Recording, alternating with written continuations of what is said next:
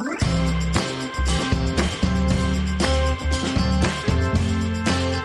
right, we are back. Episode 33 of the Hockey Cards Gongshow podcast. My name is Josh. Like always, I'm here with Troy. Hey, man, what's up? Not much. Enjoying the day and recouping from yesterday's high school games. Yeah, so your team got a big win yesterday, right? Yeah, big victory over Stillwater, who was rated 5th or 6th, depending on what you look at. And now we have our next game on Tuesday against Andover, who actually is rated number 1, but lost yesterday. So we'll see how that plays out. A lot of shakeup in Minnesota girls high school hockey rankings, looks like, is coming. I just got back in town, so I was out a couple hours north of the Twin Cities this weekend at my daughter's hockey tournament. So, Troy, we had the dreaded 7 a.m. friendship game this morning. Otherwise known as the Toilet Bowl for those kids who grew up in the 80s and maybe early 90s, but now we have to not hurt anyone's feelings and call it the friendship game. It's the Toilet Bowl. I remember being in tournaments, being in the Toilet Bowl, and they actually gave us a trophy that had a toilet bowl on it. Oh my gosh, that's funny. Yeah, I don't like the name friendship game. I think it's kind of insulting, actually. But whoever came up with that shouldn't be allowed to be involved in youth hockey anymore. So, yeah, so we had a 7 a.m. game, 3-hour ride home, and we're here doing a podcast. The one thing I'll say about in northern Minnesota right now, winter is in full effect. It was less than 30 degrees, and the wind was whipping. There's snow everywhere. You know, we went from like a week and a half ago where it was still kind of fall-like to the middle of winter all of a sudden. It was crazy. Yeah, it turned pretty fast. But it was a lot of fun. We have a big show today. Had a great interview on Friday with Billy at the Upper Deck. We're excited to play for you guys. So we'll get rolling in just a minute. But first, the Hockey Cards Gongshow podcast is a Patreon's podcast, Troy.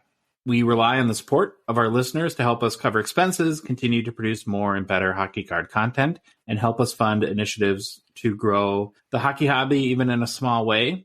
Right now, you can still take advantage of our Out of 99 tier, be one of the first 99 supporters, and forever have that title within the Hockey Cards Gongshow Discord server that allows you to participate with the show, chat with us on a regular basis. We have a nice community that we're developing there, and it's a whole lot of fun. So if you do love the show and you're able to support us for $5 a month and join that Out of 99 tier, we would be very appreciative and grateful of that. It's easy to find our Patreon. You can go to the Patreon website. It's patreon.com and search for Hockey Cards Gongshow. There's a link in the show description for whatever podcast app you're listening to us on now. Or if you go to our Instagram, in our profile, there's a link tree link that has the link to Patreon there. We do have one new member since the last episode that we want to shout out. It's All About Comics. Thank you so much for your support. It means the world to us. And okay, Troy, let's go through the game plan. On today's show, we will begin with our most famous player to wear the jersey number that matches our episode. And for today's show, it is number 33. Next, we take a rookie deep dive into Logan Thompson. We will follow this with movers and shakers and everyone's favorite, the struggle bus. We then have a fantastic interview with Billy Celio from Upper Deck where we discuss a lot of great topics. So please make sure to listen to that segment because it is a great interview and there is a lot of information to digest. Finally, we will end the show with new product releases. So you know what I just realized about this episode? This is a good one for you, Troy. There's going to be a lot of goalies in this one. Pretty goalie heavy. So at Goalie World. Yeah, at practice every other week we have Goalie Worlds where I get the goalies for like an hour by their own and I get to take, whatever shooters I want and do whatever drills I want. So this is my Goalie World of the podcast world, I guess. There you go. All right, let's roll with our vintage highlight episode 33. All right, episode 33. So the most famous player to wear number 33 per the Hockey Writers list. Actually, I should say Carey Price. I knew he would get a little bit of feedback, a little bit of people not liking that. We definitely saw it in the comments. So just I knew that one was coming. But again, we're going off the Hockey Writers list for now. But for number 33, greatest player to wear number 33 is Patrick Waugh. I don't think there's any debate there. I think this one is pretty clear cut. We have discussed Waugh actually pretty in depth when we did Mount Rushmore of goalies. So I will keep this one, I'll try to keep it a little more concise, but we'll see. Played 1,029 regular season games over a 19-year NHL career. Played 12 years with the Canadiens and 8 years with Colorado. He is in the Hall of Fame, 4-time Stanley Cup winner, 2 times with Montreal and 2 times with Colorado. He is a 3-time Conn Smythe winner, a 5 times Jennings Award winner, a 3-time Vezina Award winner, and also he made the first team All-Star 4 times, second team All-Star twice, and played in 11 NHL All-Star games. His jersey number is retired by both Montreal and Colorado. Okay, I have a question. Sure. Are you mildly surprised he won the Vezina only 3 times? Yes. I had to think about that one a little bit, and just with but there was a lot of good goalies during his era, but he was a giant, revolutionized the butterfly, took up a lot of the net, but his career goals against and his save percentage they're not in the top 10. They're not the greatest ever, sure. but he was definitely a winner. And I don't know if I get into this a lot, but if you read any interview with him, a lot of players say if I had one goalie to win a game 7, it's Patrick Waugh. It's like he stepped up when he needed to. Mm-hmm. So maybe he doesn't have the greatest career. I mean, they're great numbers, but maybe not the top, 2 or 3 ever.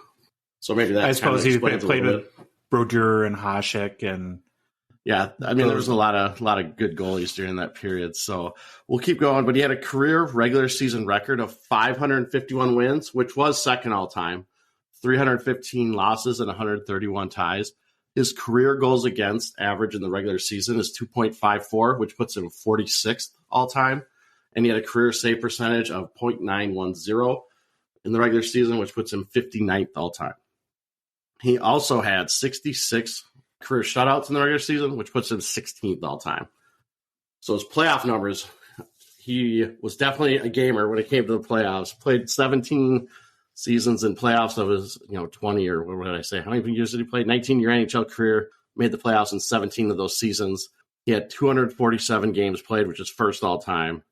His record was 151 wins, which is first all time, 94 losses. He had a 2.3 goals against average and a .918 save percentage. He also had 23 career playoff shutouts, which is second all time. And like I mentioned, you read anything about Waugh, competitor to the end, feisty. He had a temper. He wasn't afraid to show his temper. He wasn't afraid to fight. He wasn't afraid to mix it up with the other team. So that's kind of stuff I really appreciate that about him when you'd skate to center ice and get in a fight. Who was it? Mike Vernon, maybe? Or was it Mike Vernon or Chris? I can't remember who it was in those Detroit-Colorado rivalries where they got in fights.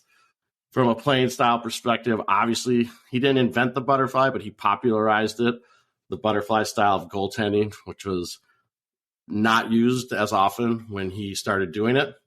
If you look at his career after hockey, he still stayed in the game. He was a former NHL coach, obviously, with Colorado.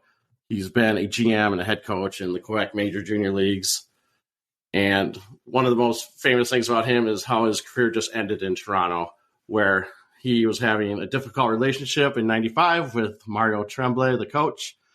And he let in 9 goals in a game, and the crowd was getting on him. They left him in way too long, and he basically skated off the ice. And back then, the executive management of the Canadiens sat in the first row right behind Montreal's bench, and there was no plexiglass separating them. So he literally just V-lined it to the president and told him, "This is it. This is my last game I'm playing for you guys." And then he was suspended and traded 4 days later. So it's kind of sucks how his career ended in Montreal, but yeah, it's one of those hockey stories. Talk about a dumpster fire to end a pretty prestigious career there. Well, yeah, they said it's one of the worst trades in Colorado history is getting rid of him. Montreal history, sending him to Colorado. All right, fun facts. 1993 playoffs. Waugh led Montreal to 10 consecutive overtime wins. So in the playoffs, when they went to overtime, they won with Patrick Waugh in net. I think they lost their first overtime game in that playoffs, but then he rattled off 10 consecutive overtime wins. This was interesting. I didn't know this one. Along with Terry Sawchuk, Waugh is directly credited with inspiring the jersey numbers that NHL goaltenders use. Both are cited as primary reasons goalies have come to chose the numbers 30 in the 30s for their careers. That I thought was just interesting. Really fascinating. Yeah, I didn't know that at all. And then obviously we know very eccentric. He had quirks like all goalies, but he was more, I think, obvious with his quirks. He never skated over red lines or blue lines. You could see him always talking to himself in net. I don't know if he was like Flower where he talks to the goalposts and pets them after the puck hits them, but he had the nickname of St. Patrick, which was given to him in the 1986 season after leading the Canadiens to the Cup at age 20. So that's our brief biography, a little background on Patrick Waugh. Fascinating player, great goalie. From a card perspective, his rookie card is that 1986-87 OPC number 53. There's also a Topps version. I think I saw this card actually more than I thought I would at the Expo. I mean, I remember kind of noticing it's a pretty iconic card. It's pretty easy to pick out in a group. So if you look at the values, the PSA 10 version of the OPC has a pop 90, and its value is right around $4,300. The PSA 9 version has a greater pop count, 655, and its trades around $760. And then I also kind of tried to find the BGS stuff, but I couldn't find many sales of the BGS, so I didn't even go down that route. And if you look at the Topps version, that PSA 10 in the Topps has a population of 90. It's the same exact population as the OPG one. I had to double check that 3 times to make sure I wasn't just going crazy. It has a value around $2,800, so about $1,500 less than the OPG of the same grade. You know what really surprises me about the data that you put in our show notes here? So I'm just looking at going back to OPG, right, where you said the PSA 10 has a pop of 90, and there's 655 PSA 9s and 1,423 PSA 8s. Mm-hmm. We don't have the gem rate on this card has to be awful. It must be. I didn't look it up, but it must be awful. But anytime you start talking about the pop counts and what I pulled, I start getting nervous that I pulled the wrong stuff because you usually have an eye for that stuff. But I'm pretty sure I'm right on these. I had to look those up many times because once that Topps version had the same amount of graded PSA 10s, I was like, uh-oh. But just based on PSA 8, so discounting because we don't have the data in front of us, right? Everything that's PSA 7 or lower graded, it's basically 90 out of 2,100. Which that's like a 4% gem rate. Yeah, that's pretty and you know it's maybe half of that if you looked it up on PSA. That's crazy how and I guess maybe this is a good time to plug a little bit where we're going to have Sports Card Cartel on, I think, a week from now. So the following Monday, and he's going to talk all about 80s hockey cards, and he's kind of has an expertise there. So maybe this is some of the stuff we'll get into. Anything else on Waugh, or are we good? All right. Well, hey, yeah, this was not very controversial. And going back to who was it that people were suggesting instead of Carey Price? Was it Jonathan Quick? No, it was Grant Fuhr. Oh, Grant Fuhr. Which I can see. There's an argument. There's definitely a study you could do on that to see which one. I mean, Grant Fuhr's obviously got a lot more cups than Price, who had 0. Yeah. Played with obviously greater teams in the era of the 80s. But it's definitely a good comparison, or definitely a good one to look at. All right, let's switch gears and go to our rookie deep dive. We didn't do a deep dive last week because we did our Expo recap from Toronto. So we're back at it. This is our 9th rookie deep dive, Troy. Here's who we've covered so far. Matty Beniers, Matt Boldy, Shane Wright, Yurov Shavkovsky, Owen Power, Shane Pinto, Kalen Addison, and our guy JJP, John Jason Paterka. For anyone that isn't familiar, we do an Instagram poll every week. We give 4 potential rookie deep dive candidates and let listeners and Instagram followers choose. And so this week, the candidates were Jake Sanderson, Kent Johnson, Matthias Maselli, and Logan Thompson. Sanderson had 24% of the vote. Matthias Maselli had 10%. Not a lot of love for the Yotes there. Ken Johnson, Troy, who is he's always the bridesmaid and never the bride. I swear this guy is second every single week.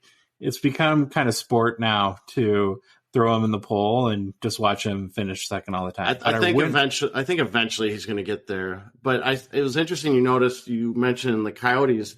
Can you let the people know how your Coyotes Young Gun collecting is going and how you've kind of pivoted your PC collection to go towards Coyote Young Guns? It's really about God wanting me to collect the Coyotes, because every box I open now is just every hit, every Young Guns, every insert is all Coyotes all the time. So I don't know. Maybe these guys will break through and I'll be a Coyote millionaire. You might be sitting pretty. Yeah, we'll see. So the winner this week, our first goalie in our rookie deep dive, and continuing the goalie theme, is Logan Thompson. So let's learn about Logan Thompson. I kind of call him LT. That's not his official nickname, but as I was doing my show notes, that's what I came up with anyways.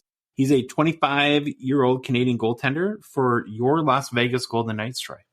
He's 6'4", 201 pounds, and is originally from the city that has the most Hockey Cards Gongshow podcast listeners, which is? Calgary, Alberta. There you go. So he's at 6'4", 201, that prototype size that you're talking about. Yep. All the time. He was undrafted, so he had to work his way into the league. He's done, if you kind of look at his stats and his history, boy, he's done his time in juniors, minors. He played in the WHL, in the OUA, the Ontario University Athletics. So it's like the, played for college. The ECHL and the AHL. In July 2020, the Knights signed him to a 2-year entry-level contract, and he started his Vegas career basically in the AHL for the Henderson Silver Knights.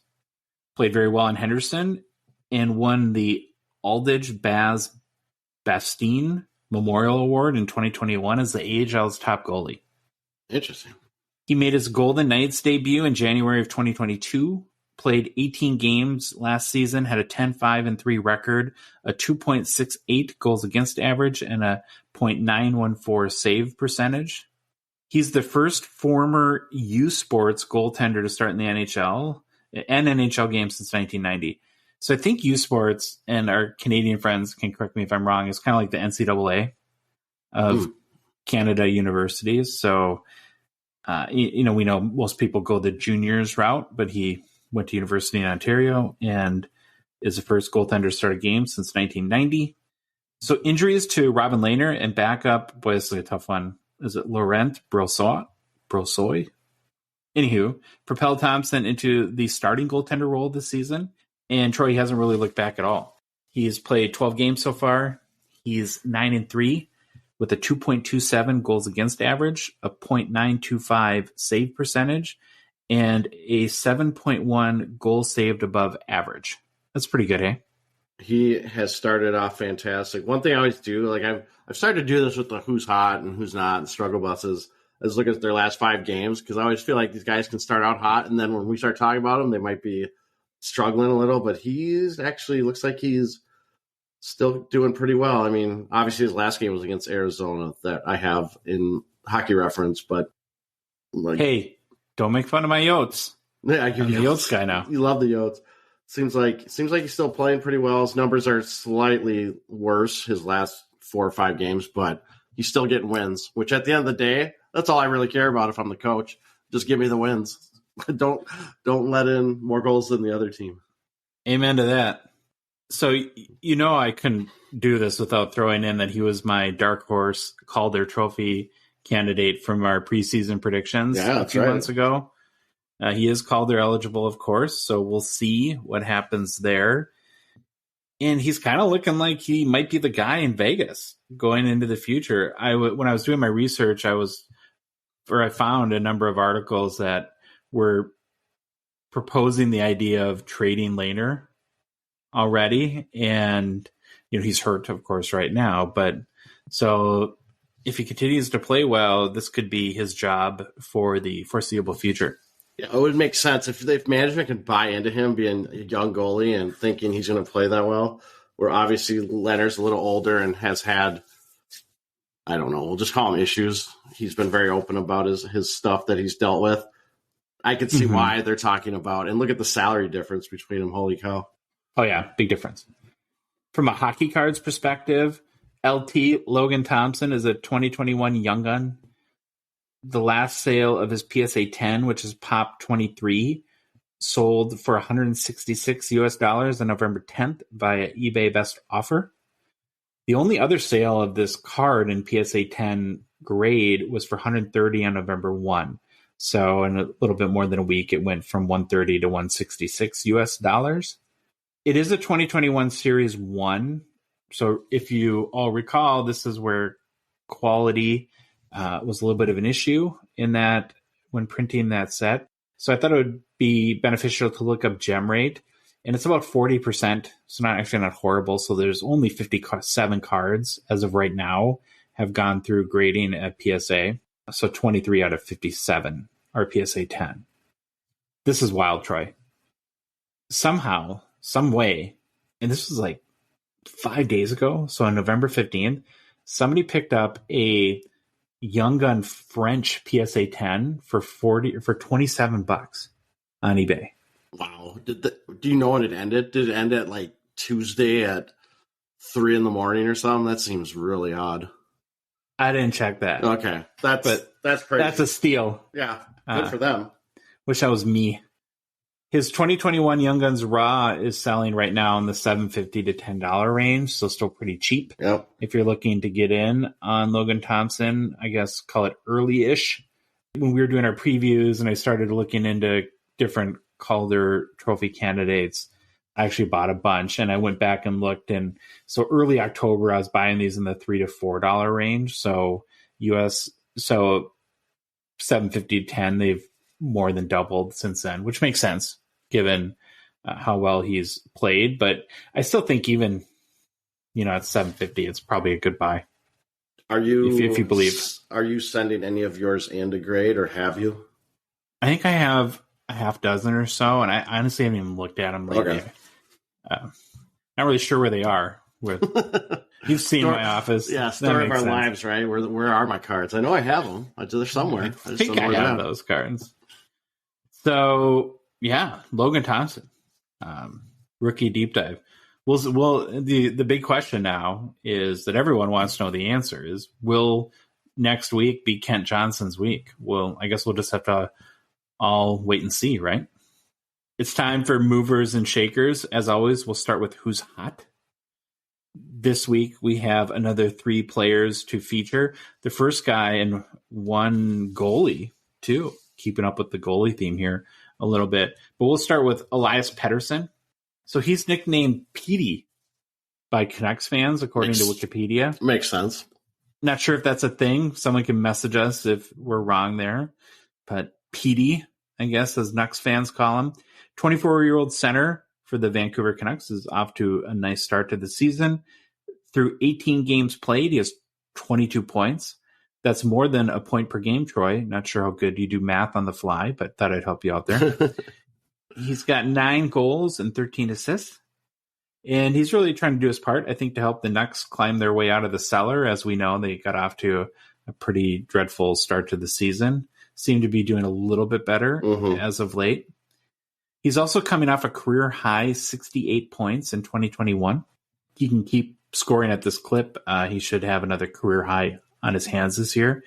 From a Hockey Cards perspective, he's a 2018 Young Gun PSA 10, Pop 1,696. That's big. Last sold on eBay on 11/17, so a couple days ago, for $158 US. It's up about 6% in the past 2 weeks. All-time high for this card, Troy, was 513 in February 2021. Yikes. So if you think of where the pop count is now, and I'm guessing maybe at the time the pop count was nowhere near, I'm assuming, 1,700 like it is now. But I think it's going to be tough anytime soon to get near that again. He'd have to go on a heck of a run.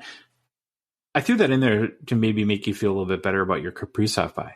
No, that Kaprizov will always be my shame unless it comes back, which I don't see happening anytime soon. He's playing fantastic.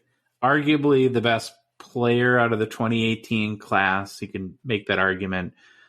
Like I said, is Young Gun PSA 10 last sold for $158. Still behind Gritty. I was going to ask when I saw the name, I'm like, you better bring up Gritty. You better bring up that Gritty Young Guns. Had to. The last 2018 Gritty Young Gun sold for $200 US, which was, I believe, 2-3 weeks ago.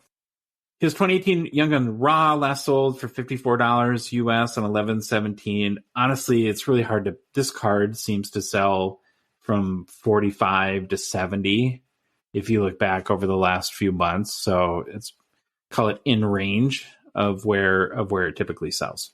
But nice start for Pettersson.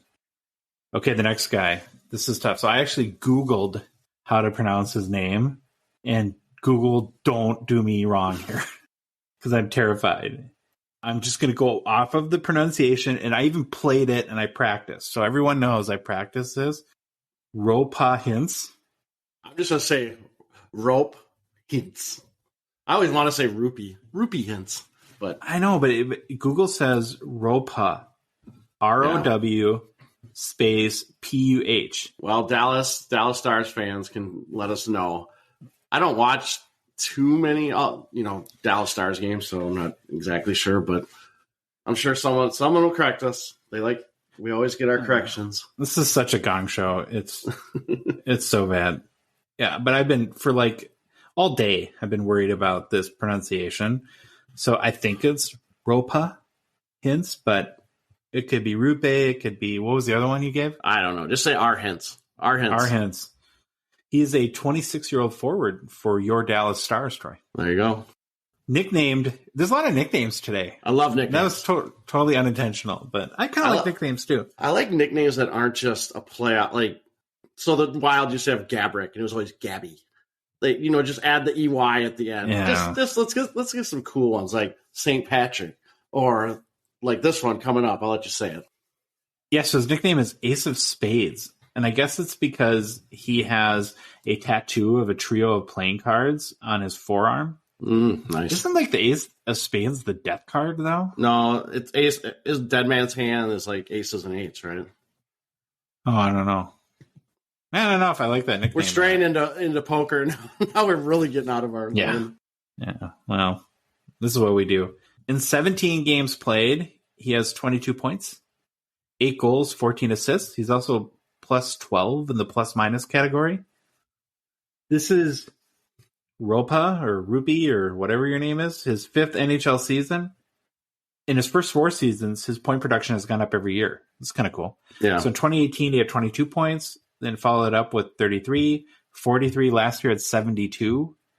At 22 points through 17 games, he's definitely on pace to beat that. So that's a pretty good career trajectory there. He is dealing with a little bit of a lower body issue and was a late scratch from, we're recording this on Sunday, so last night's game. I didn't see anything that gave a prognosis for as far as how long he'll be out, but it didn't sound like anything super major, so hopefully he'll be back in the lineup soon. I also believe, Troy, he's on a 10-game point streak. Nice. Here's my question, though, and I don't know this. Do point streaks continue to count if you miss a game due to injury? I wouldn't think so. But maybe they do. I don't know. There's such arcane and crazy rules going around. Obviously, we looked at the Kessler where he just skated the one shift to keep his streak going, and then took the plane to go do whatever he had to do. But yeah, I'm not sure. If you ever think you know a lot about a sport or like hockey, just start a podcast, and then you'll figure out how you have to look up crap basically 14 times a day. I think it continues, and I also think that, I don't know if Robertson had a point yesterday, but Robertson also had a 10-game point streak too. How could it can't continue? Because games played streak is like durability. That's like the whole thing that thing is trying to show. No, it's point streak, not games played. Point streak. I think, yes, point streak I can get around. I'm like, games play. I just talked myself into games played since I talked about Kessel, but yes, okay. I agree. It probably does. Okay. From a Hockey Cards perspective, another 2018 Young Gun. His PSA 10, Pop 185, last sold for $87 at the end of October. So not a lot out there, not a ton of sales.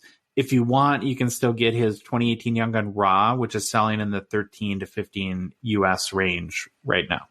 So that's Ropa or Roope or I'm gonna go with Google. I trust Google.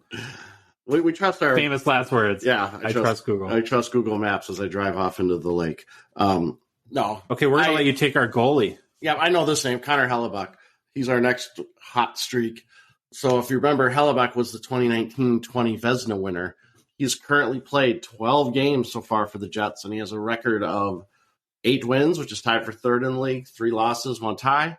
He has a goals against average of 2.07, which puts him second for goalies currently, and a save percentage of .935, which also puts him at second for goalies in the regular season this year.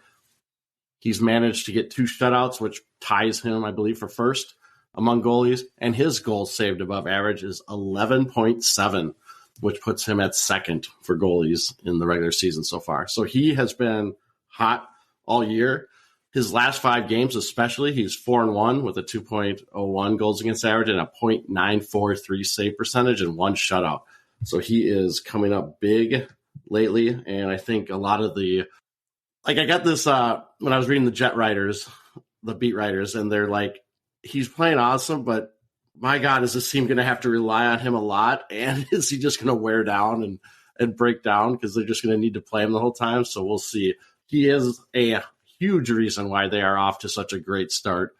And seems kind of the beat writers and maybe the fans are getting a little worried. They might have to rely on him too much, but I think he's kind of used to it. He usually plays, I was looking it up, anywhere from 65 to games a year. So he's used to the load.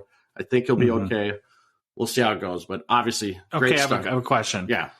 I know they had their whole leadership kerfuffle this year, right? Where they took the C away from Wheeler, right? Oh yeah, that's right. I forgot about that. Are there any goalie captains? Not really, because with the captain, what you need, the captain main job is to be able to talk to the ref, right? If you ever see when they go to the red line or they go to the scorer's box and there's that little circle that's right there where the ref stands in and the players aren't supposed to come in there. It's the captains that usually go in and talk. And it's hard with a goalie. We deal with it in high school too. We've had goalie captains, but having the goalie lumber out there to talk to the ref just doesn't make a lot of sense. So is the other reason because goalies are weird? Goalies are strange. They are strange. Okay. I remember one time I went to a goalie kind of symposium, and they said we have to stop talking about goalies being weird and all this stuff. It's such a negative effect. But then you see them in games, and you're like, well, I don't know. I have the proof right here, but no. Yeah, we have Marc-Andre Fleury petting the post, but no, goalies aren't weird at all. Yeah. So that's kind of why goalies aren't usually wearing C's and running around. I'm sure there's been examples of them having it. Okay, so Hellebuyck, awesome start. Great year so far. His rookie is a 2015 Young Guns. The PSA 10 has a pop of 263. Current value is around $65 US, down about 10% from mid-October. And also, I looked at his raw card. Obviously, that Young Guns raw. It seems to be selling in the $15 US dollar range, which is actually up about 65% since early October. That really surprises me because everything I know about Jets fans is they're kind of hardcore in a good way. Right? Yeah. They really love their team. And with a pop of 263 at 65 US for his PSA 10, it seems like, given how he's performed over his career, that it should be more than that. Doesn't it to you? It does to me, but again, Jet fans are very passionate. Maybe they're not very passionate on cards, who knows? But I think you and I have talked about this. We've been to Wild games where they play Winnipeg, and man, those fans show up in force. It's awesome. Great atmosphere. But I'm sure it could be some just weirdness at the beginning of the season or something going on. I forgot to write down what the all-time high was in probably May 2021, like everything else. But come on, Jet fans, pump up your boy here. I don't own any, so for the record, I don't own any either. Not pumping up any of my collection here, but let's get Hellebuyck worth more than $65 US. Come on, man. All right, Troy, there's 3 certainties in life. What are they? It's death, taxes, and the struggle bus showing up on time. There it is. So this week, we have a very first for the Gongshow struggle bus. We are featuring a player who a few weeks ago was featured in Who's Hot, and has now found his way onto the struggle bus. Got to do it, though. Mm-hmm. And I think we're justified. So our guy here is Gabe Vilardi, who many think and still could be in the midst of a breakout year. It's just the last 9 or so games in the month of November haven't gone super great, where he's got 2 goals and 0 assists. In the Kings' first 11 games, he had 13 points with 8 goals and 5 assists. So he's definitely slowed down a little bit. And we knew this was going to happen. We've had so many players this year get off to ridiculous starts. Everybody can't keep this pace. So sorry, Gabe, you found your way onto the struggle bus, but you got on there quick, and man, maybe they'll get off quick. We'll have to see. From a hockey card perspective, his 2020 Young Gun PSA 10 pop 82. Current value is 128 US. It's down about 2% in the past couple weeks. So I think many are still thinking it's just a little bump in the road. His 2020 Young Guns Raw seems to be selling in the $9 to $11 range, which is down about 10% in the past 2 weeks. Going back to the goalies, Troy, we have a goalie this week on the struggle bus. We'll let you take this one. We do have a goalie on the struggle bus, and this one pains me because I had hope for this guy. Obviously, the season's young. I think I can still say that. But Jack Campbell, Edmonton Oilers, came in to be the savior from Mike Smith after Mike Smith let him down in the playoffs. But so they bring in Jack Campbell, and things just haven't been going to plan, I don't think. I think they're going okay for Edmonton, but the goalie situation is a little worrisome where Campbell, he's currently played 10 games. Now, he doesn't have the worst record in the world, which kind of contradicting myself where I said just win games, and that's all I care about. But he's got a record of 6-4, 6 wins, 4 losses, and 0 ties. Goals against average is a paltry 4.27 and a save percentage of 0.873. So I'll tell you right now, any coach looks at that, and that worries the bejesus out of them. No shutouts. Yeah, it means you have to score 5 goals to win a game. Yeah, no, thank God you got McDavid and Draisaitl, and you have the most potent offense. But no shutouts. Goals saved above average is a negative 9.9. So that basically just saying you could throw in the league average goalie, and he's going to save about 10 more goals than Jack Campbell has this year. So he's sitting right next to our guy Elvis. Yeah, he's they're definitely, wasn't Elvis like negative 11? I think it was 11 something when you did that. Oh, so Campbell has been really hit and miss all year, but now the struggle is definitely becoming more obvious in the month of November. I actually went and calculated his November stats, and he right now would be in the month of November would be 2-2 with a 4.76 goals against and a 0.826 save percentage. So even worse than his regular season numbers. Now, what really makes him struggling is that his struggle has been so bad that now I'm going to air quote backup Stuart Skinner has started the last 3 Oilers games. And during that stretch, Skinner has went 2-1 with a 2.34 goals against average and a 0.935 save percentage. So I think you're going to start hearing the rumblings of, hey, maybe Skinner should be the starter. I didn't see anything where they've said that they're going to switch. I think the Oilers haven't given up on Campbell. I think there's still a place for him. I still think they see him as the starter. But Skinner is definitely giving them another option with his play right now. And again, with goalies, Stuart Skinner might hit the struggle bus in a month or two, just the way things go. So it's actually nice for the Oilers that they have this backup option that's actually playing very well. But for now, this is like I think the number 1 team in the NHL that is just desperate for even average goaltending. Yeah. With McDavid and Draisaitl, you just have look at whatever metric you use to evaluate goalies. If you have the 15th guy, they're going to do pretty well. Mm-hmm. But man, it's just been brutal going back to last year behind the net. And from what I understand, I don't think their blue line is all that great either. But yeah, there's definitely some work to be done there. But it'll be interesting to see how the goalie situation plays out. His rookie is the 2013 Young Guns. It's a PSA 10 pop 40. Current value for Campbell is about $128 US. It's down a lot from September highs of this year, where there were sales. This is one of those goofy ones because it's such a low pop. There were sales around $500, and there were sales around $222. So take what you will. It's just know it's down. It's down from the beginning of September, in that September month range to where it is now. The raw version, I could find it selling in the $25 to $30 range, which is down about 40% since early October or the start of the season. So it's definitely, his card market has kind of reflected what's been going on with him. So it'll be interesting to see how that plays out. But again, I had hope for Jack Campbell. Hope he can turn it around, but we'll see. All right, that's your Struggle Bus segment for this Monday's Hockey Cards Gongshow podcast. Only 2 guys on this week. We shall see who makes the Struggle Bus next week. And I still love the Struggle Bus All-Stars. We're definitely doing that. I can't stop thinking about that. So stay tuned for that later too. On Friday, we had the opportunity to chat with Billy Celio from Upper Deck. I think, Troy, we both share the opinion. This is one of our better interviews. We've had amazing guests on and have had great interviews in general, but just the amount that I learned about how Upper Deck produces cards and from what's coming next. We got some feedback from him on the Expo, and we just really enjoyed the conversation and hope you all will enjoy it as well. So we're going to go ahead and play that now. All right, we are thrilled to have on Billy Celio from Upper Deck to chat about Series 1 today, maybe some other things. Hey, Billy, how's it going?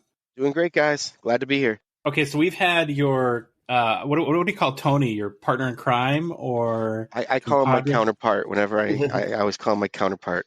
Okay, we've had your counterpart, Tony, on a couple times, but this is the first time we've had the opportunity to have you on our show. So maybe you want to start just by giving people a quick introduction about who you are and what you do at Upper Deck. Well, I'm one of the senior product managers, along with Tony. And our job, everyone's like, "Oh, you guys design the sets." And it's like, no. I wish I was that talented. We build the sets. So we build the structure of the sets from point A to the final decisions that need to be made on it. We'll come up with the outlines with what's going in the set, what kind of paper we use, what kind of deco foil, autographs, memorabilia, all that sort of stuff. And we kind of put all that together when we feel like we've got something that we think we like and that we think the consumers will like. We put it into our financial department, make sure that make sure we're not losing millions and millions of dollars trying to build this diamond crusted set that we just thought of. But we put it into our costing if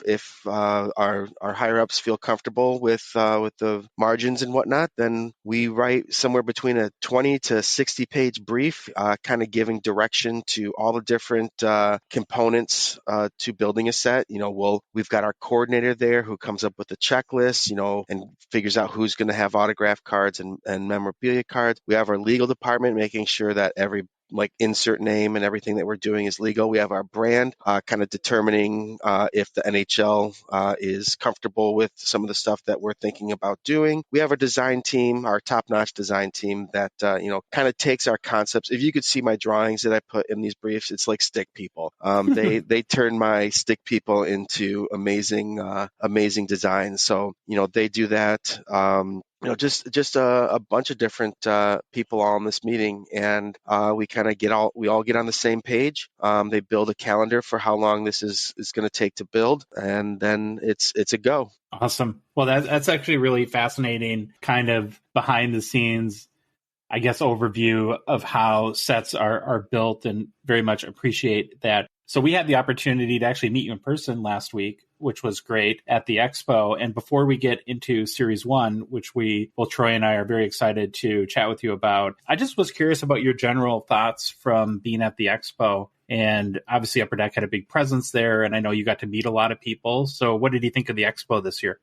The last card show I went to was the Burbank show, it was great. I loved it. There was a lot of enthusiasm. There were a lot of cards there. If you want to talk about what was there, it's in Southern California. Hockey isn't, unless the Kings are in the Stanley Cup finals and win the Stanley Cup, sometimes, the hype for hockey isn't as big as it is somewhere like it is in Canada. So, I was looking at a lot of basketball, football, wrestling, baseball. To be able to go to a show that I would say about 75% of the market was hockey is just amazing. It's so much fun. I always joke with my friends, and I'm a big deal in Canada because they love hockey cards up there. Just to be able to see all the people enthused about hockey cards, and these are hockey cards that I had a lot to do with building the sets, and Tony and Grant were there with me. Just kind of seeing the excitement for stuff that we built is pretty exciting in itself. It wasn't just like a bunch of $10,000 slab cards there. It was a nice range and variety of, you had your dollar boxes, you had your vintage guys, you had your graded guys, and there was also, there was entertainment. And like I was looking for, Into the Spider-Verse just came out. We were looking for those cards. We were looking for Metal Universe. We were seeing AEW Spectrum just came out, and we had a lot of guys with some other stuff. So it was a nice variety, but hockey definitely did rule the show, and I loved every second of it. So I have a question. I don't know if this has ever occurred to you, but as I put maybe what it would be like to be in your role and you're walking around a show like that, do you ever run into like a one-of-one card or a very low numbered insert that maybe from 3-4 years ago, and it's like, oh, there you are. It's kind of like seeing your long lost kids again or something like that? Well, I think there was a cup auto patch that was there for McDavid, and that's always exciting to see. That's probably the most expensive card that I had help with building. That was one of my first years of building sets, and I can't sit there and say I built the set myself because honestly, my boss helped me out a lot. I was still very green when it came to building sets. Seeing that McDavid was kind of cool, and like you said, like seeing some of these, there was Jeremy Lee had a box of Supreme swatches and Supreme sticks and stuff that I think he had just purchased, and like seeing the Sawchuck stick out of 5 and seeing some. I'm a big Red Wings guy, so seeing some of these amazing like wing patches on these Supremes, I was just I stood there and stared at them for a hot second. I wish I would have taken a picture of the Sawchuck because it was already gone by day 2. And when I thought about taking a picture or even asking how much you wanted for it, yeah. So there's definitely some hey, I remember this, and oh, there's the card that we were looking for. I hadn't even seen, and I'm sure we'll talk about UD1, but I hadn't even seen one of the home ice cards yet. And that's one of the Easter egg glow in the dark cards. One of the guys that I talked to a bunch, he had pulled some, and he had pulled 1 or 2 in like the tens of cases that he ripped. So it was finally fun to see one of those cards and kind of tell him the whole idea and concept behind the card, which he appreciated also. Yeah, Hot Hands Troy here actually pulled one at the Expo, and Edmonton won. So we'll get into that in a second because I didn't have as good a luck. So I'm a tiny bit bitter because he was hitting gold in every pack he opened there. But and I guess as a kind of a good segue into Series 1, you guys had a real big presence at the show. I know that you had coordinated with all of your diamond dealers a redemption program. And that seemed where if you bought a box at the show, you could take it to the Upper Deck booth. They would unseal the box, I guess, just to make sure that you only redeemed it once. And then you guys had some fall promo redemption packs. Seemed to me and Troy to be pretty popular and that people really responded to it.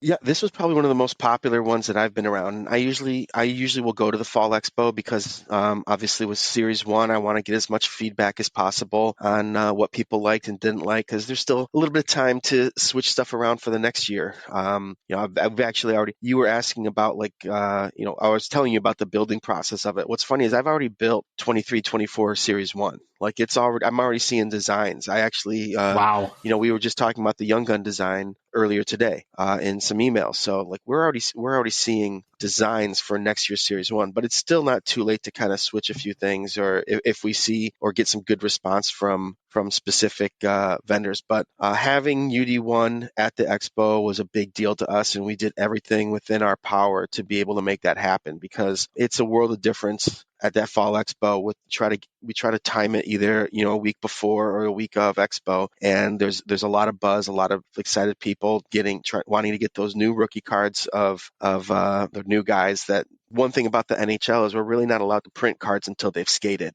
for them to be able to get some of these new rookie cards was kind of a big deal. And then associating it with Series 2 and extended, I don't want to say we miscalculated, but those were pretty popular too. I'm a Wings fan, so saying I can get an extra pack of cards if I open up a box and also have the opportunity to try to get a Sider or a Lucas Raymond Young Gun, heck yeah, I'll do that. And it got to the point where we actually ran out of our promo packs, which that's the first time it's ever happened in the years that I've gone to the Expo. We ran out of the promo packs. So that just kind of gives you an idea of, wax is still alive if you build a good set. Yeah, we had actually heard that you guys ran out, and we talked about it a little bit on our last show and really categorized it as a good news, bad news, right? Of course, you want to have them for people that want to take advantage, but running out and there's a lot, not so much in hockey right now, but in the general sports card world, a fair amount of doom and gloom right now. To me, that's a really positive indicator that the hockey side of the hobby is doing pretty good, and that there's a lot of interest in this new release that came out. And just to put it on the table from our perspective, and Troy, you can jump in your thoughts too. We think you did an amazing job with Series 1. I'm really, really impressed. And our show isn't that old, so we haven't been following this as the laser focus that we have over the last 6 months. We've casually collected before that. Really, really impressed and have a lot of questions to get into. And I guess maybe a good place to start, and I don't know, I'm always kind of curious about this stuff, Billy, but did you have specific goals in mind when you started building this set, or when you approach building a set? Is there like, okay, I want to accomplish A, B, and C? Yeah, of course. I always want to make it better than the previous year, and as I said, we take feedback from each year. One of the feedback that we got is the inserts were kind of boring. I had an insert. It was called Hundo P, and it didn't get a lot of good response to it. It was kind of a play off an old Spider-Man comic book issue where it had the repetitive number in the background. And I'm a Letterkenny fan, and I'm a fan of some slang every now of hockey slang. So the Hundo P, 100%. I was like, oh, this will be fun. This is another one of those examples where sometimes what you personally like as a collector might not be what everybody else likes. And that happens to me every once in a while. You kind of have to put egos aside sometime and create some stuff. So I wanted to make the inserts a lot cooler. I wanted to make them look better. One of the things also people talk about is not having a lot of numbered cards. So I wanted to come up, but the problem with numbered cards is they're a little bit expensive to make because you have to cut them a different way. Instead of there's two ways of cutting it, slipstream and guillotine. Slipstream just kind of like you cut, and it pushes the cards. That's what you do with the base cards. It's random. That's what we do with like the young guns and stuff. It's random. But with numbered cards, they have to cut it, and it's like guillotine, almost like the name of it. It's like chop. It's funny. I'm sitting here chopping things with my hands. You can see me on the video, but the people listening have no idea what I'm doing. But you have to guillotine cut it, and so then all the cards are in one stack, and then they move the stack, and then the numbering, it's foil numbering, and you'd think that there's a quick way to do foil numbering, but it's seriously still just someone changing the number, every single number for the cards. So that takes time and money, and we definitely get charged for that. So okay, so when you guys would produce a card out of like what set were there cards that were just out of like $29.99 or something like that? Somebody literally has to go in 3,000 times per card and change the number. That's what I've been told. Wow. And that's why sometimes you'll see inkjet on something like SP Game Used. When you got variable numbering on certain cards and some of the numbers are numbered higher, we will use inkjet numbering because it's a whole lot more efficient for our costing.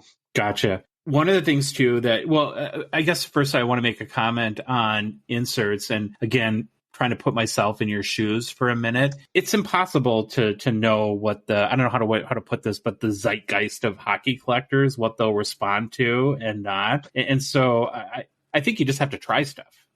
Right. And that's one of the things I really appreciated about, I think the most, and there's a lot of things I like about Series 1 2022, but is that I feel like you guys just tried a whole bunch of new stuff. Yeah, our boss, when we build a set, he'll constantly say, "Give me at least 3 new ideas, 3 new concepts." And I'll tell you one of the funnest things about building some of these sets, and I don't know if Tony spoke upon it, but figuring out Easter eggs, like coming up with stuff like he gets to build O-Pee-Chee, and one of the best parts about building O-Pee-Chee is Easter eggs, and it's almost like, I got to think of something that's just as cool or cooler. And a lot of times, his ideas for OPG Peachy, I get a little jealous of sometimes, I'll be honest, but he's sitting right next to me too. So I hope he can't hear me and he's smiling or whatnot, but it's the truth. It's the truth. Like coming up with ideas like that, the one I was talking about, the home ice, like I was at a Red Wings game and I was taking pictures at the game. And what's cool is before the game, they shut down all the lights and then they do this like almost laser light show. And part of the laser light show was they would have like banners on like the big banners that they use lights on the ice. I'm like, that's kind of a cool concept for a card if I could, but how can I do that? Well, make it glow in the dark, so if you get that card initially, you're like, this is boring. But then, you look at it and like, oh wait, this is kind of cool. And then like the Dazzlers, I thought, this would be kind of a cool insert. And people like how they popped in the color. So we made different parallels of it. They're great for exclusives for different SKUs, retail SKUs like fat packs or blasters and whatnot. So those have been a lot of fun. And one thing that I did this year that was a little bit different for inserts is put it on a different technology or a tech. They're on Rainbow Foil Board. Our vendor in Italy does a great job with foil boards and deco foils. The one thing you haven't even mentioned, and a lot of people haven't, is where are the jersey cards? Yeah. You gotta take something away to be able to do something different. And I've heard a lot of good feedback on how the inserts look and the variety of inserts. That was another thing, is I really wanted to bring in a variety. And a lot of basically what it cost us is a jersey card, that doesn't even come one per box, but it costs maybe one every 4 boxes. And speaking of in boxes, if you went to the card show, the Expo, you saw a lot of those jersey cards in dollar boxes and dollar bins and whatnot. So yeah, there's definitely some big hits. Yes, we do miss the patch parallels. Those are very popular, but we just kind of felt to put the money into some technology and some cool inserts. Not everything has to have autographs and memorabilia to be valuable. And especially with, the number of autographs and jerseys that you need to get and that are out there, it's easier if we can come up with some ideas and some creativity in creating ink on paper cards that hold just as much value or more valuable than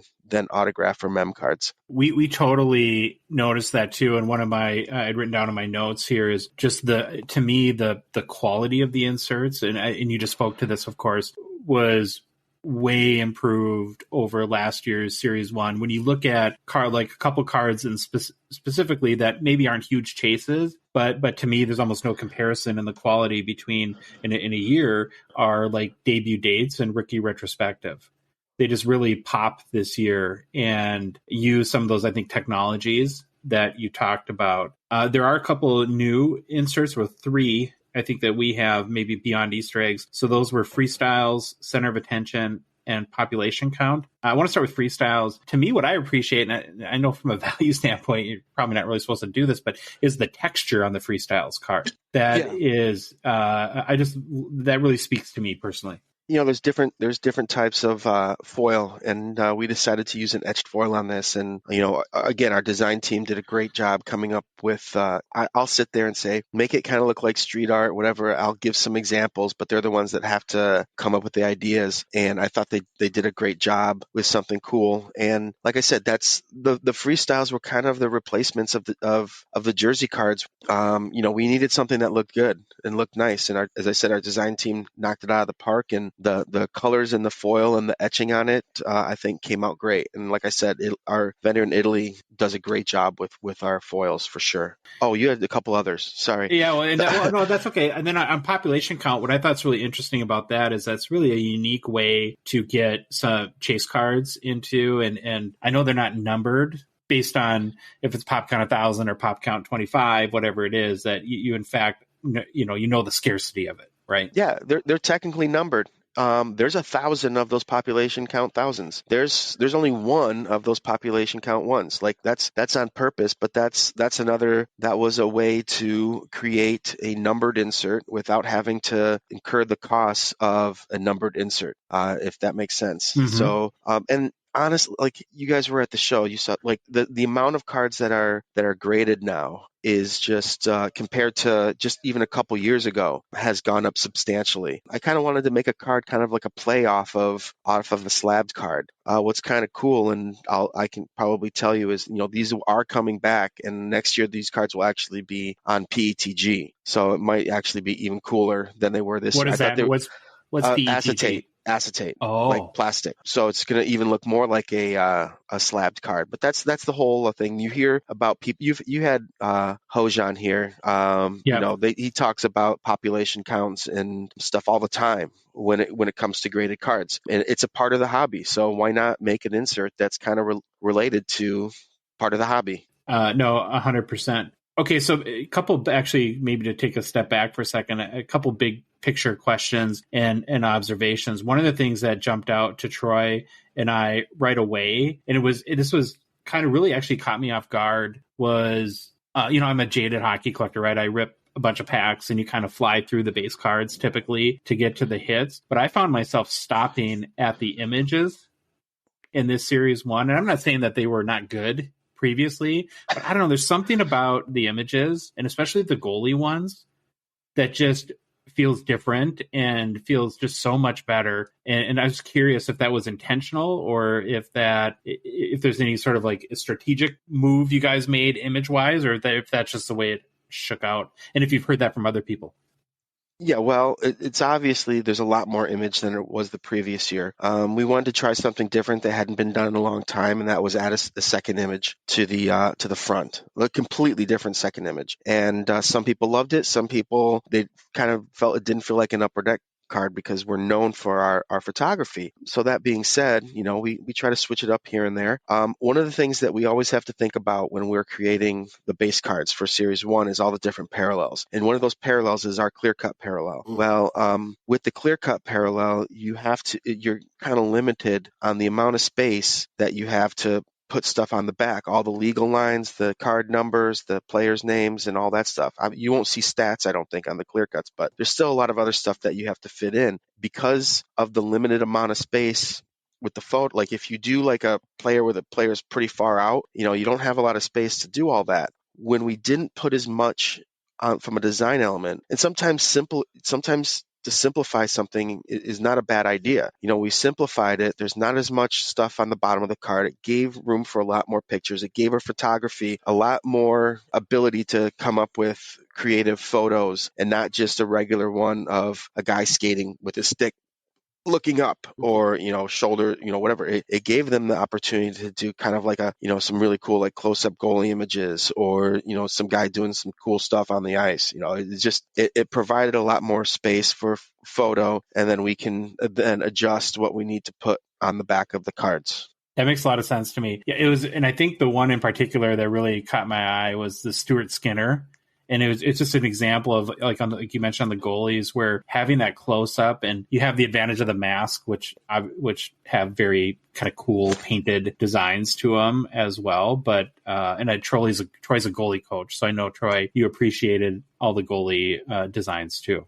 Yeah, the goalie designs were fantastic. I have them all separated out just so I can look at them every once in a while because kudos on the photos. They were fantastic for this release. Another thing that I noticed, and I was curious if this was intentional on your part, is, and this is kind of the dichotomy between 2021 and 2022 Series 1, is that it's so much more colorful this year. And I'm kind of like a minimalist guy. Like I kind of like the black and sort of, or more, I don't know, kind of like black and white. It wasn't black and white, but just, I don't know how you describe 2021, but just like the color really jumps out, and especially in the Young Guns design really jumps out in this series. And just curious if that was intentional on your part. Well, everything that we do that you like was definitely intentional. Just joking. No, it was, for a few years in a row, I was like, can we please not do the blue again? Can we please not do the blue again? Because we got a lot of sets that have blue. And then we kind of, like I said, last year, we kind of did the dual photo, and they had a different color for that. And it's just, let's do a little something. I mean, obviously that light blue and everything is synonymous with, it looks like ice or whatever. This year they decided to add a little team color to it. It's not something new. I mean, most of the base designs that we've made something similar to it before. Like we're also very aware of like, hey, we'll sit there and the designer will give us a design. We're like, nope, that looks too much like 1617 or whatever. And we might have a designer that didn't even build 1617 or wasn't even around when we built 1617, and they'll look at it and I'm like, oh wow, yeah, that's true. We definitely wanted to add, if you're going to be as minimal as we were with the front of the design, at least, add some color in there. And the Young Gun design was kind of caught us off guard. Like our designer, Neil, who's been designing with, I think he built the 89. I'm pretty sure he's the guy that built the 89 baseball design. So he's been with us quite some time. He's one of the best in the business, and he came back with that and it had a little bit of color. And we're just like, you know what? This actually, I like it. It's different. It's still true to a Young Gun design, but it added a little bit color to it, and we went with it. It's really modern, and I was I've talked about this, and I've mentioned it a number of times on the podcast. And here's been my feedback on the actual Young Guns like branded design is I didn't know what to think of it at first, but I'm like, I don't know if I like this, but I feel like it's going to grow on me, and I think it has over the last few weeks, and I think especially seeing it in person made a big difference too in how the card really, the glossiness of it and how it pops. And I just appreciate, I'll sound like a broken record, but I love the fact when you guys just try new stuff. I think that, you're not, of course, ever going to have 100% success rate, but that's where you're going to have the big breakthroughs is you keep trying new stuff, you keep pushing boundaries, keep pushing your thinking. And before long, you'll kind of stumble into something that the collecting universe thinks is magical. And look, we try not to step too far away from what people are expecting. You're not going to see some crazy, like, the whole background just says Young Gun with a popped out player on it. We're true to tradition from that aspect, because you got to also keep in mind that these are the big rookie cards for a lot of these players. And you don't want to create something that's just absolutely eye-soaring for the consumer if they're trying to collect their favorite player. Thought the design was clean. One of my favorite designs to look at is SPA, and it's clean, and think with the large picture and then just the bottom of the design, I think it looks like a really clean card. And like I said, sometimes simpling it up, I don't know if that's a real phrase, but making it simple is a good thing. I love that about SPA too. And another set, because I kind of love like that more minimalist or museum quality, is I really appreciate Premiere for that too, because I kind of feel like you get the white space with that, and it just looks really elegant to me. But the cool thing about hockey cards is, it's really personality driven and collect what you like, and you guys do enough variety of cards where there's really something for everybody. I have a couple specific questions about Young Guns, and just maybe this is my naivete, or I don't know if you guys share this type of information. So when you have Series 1 coming up, how do you select what players to include as that first initial 50 crop of Young Guns? So first, we decide who the best Red Wings are. No, I'm just joking. No, it kind of you have to kind of have a 3-set plan for it now. It used to be 2-set plan. Now you have to kind of have a 3-set plan where things also have changed, because using our vendor in Italy, things have to get there a lot sooner, and things have to get back a lot sooner. A lot of people were expecting, like Shane Wright to be in Series 1. Well, because of the amount of time it takes to travel and all that other stuff, we actually could only use holdover rookies for Series 1. And that's something that is actually going to happen next year also. I know a lot of people are wondering about Connor Bedard. And so just heads up, it'll be all holdover rookies in the first year. And there's a cutoff date. And it's usually like somewhere around the beginning of January is usually the cutoff date. I don't get to determine that. The Players Association leagues determine that. And then we go with whatever they say. And you got some potential guys that are. Here's the great thing recently, like soccer in the U.S. has gotten much bigger, in my opinion, and it's been producing a lot more stars. And a lot of these guys are playing in college too. So they'll play college, and then we get to see them at the end of the year. So that's been very helpful for our holdover class, is we're getting these college guys that once they're eliminated from the from the Frozen Four, or even before that, then they're coming to play with the professional team. So we've had some really good holdovers, like Owen Powers is an example. He played at Michigan. I'm sorry he had to play there. I'm a Michigan State fan, but he was able to come over, and he was able to be a holdover this last year. So that has a lot to do with it, is just what's available. Do we have 50 holdovers? This year's been interesting because there haven't been a lot of new skaters this year so far. Having to create a series 2 and an extended list, we might have to make some adjustments here and there just because of the availability. And a lot of that,